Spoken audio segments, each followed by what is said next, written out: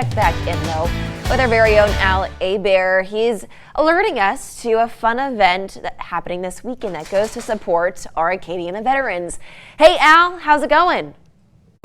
Hey Taylor. Hey Taylor, I'm behind the camera.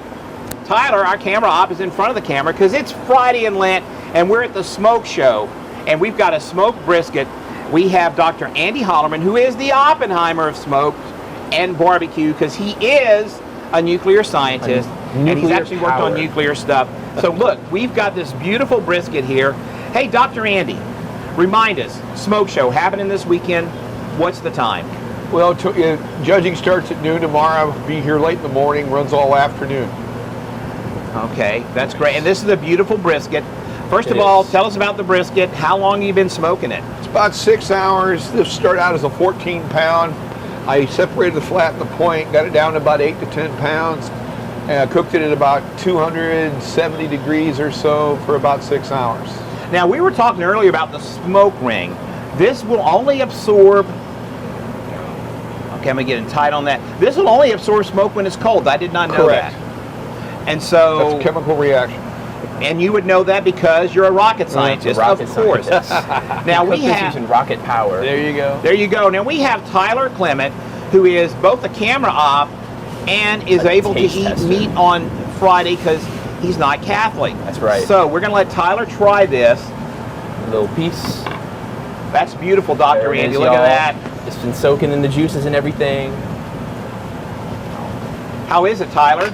Oh yeah. Now, Dr. Andy. Yeah. You're cutting it. You can't eat it because you and I are Catholic. Correct. But it's pretty tender, right? Yep. And I mean, look at this. Okay. He just pulled it off. That's tender. I can take it very easily. Wow. This is actually, this is the actual point part of the brisket. Notice the grain is a little bit different, and notice they're jiggly fat. So if I take it, I can actually slice that whole end off.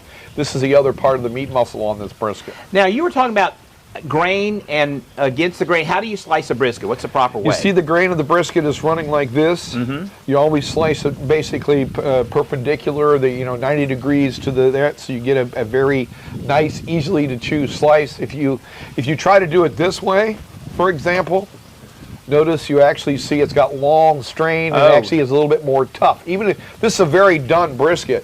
But notice how much easier it is to cut and to eat when you do it like that. Notice it falls apart. But when you cut it the other way.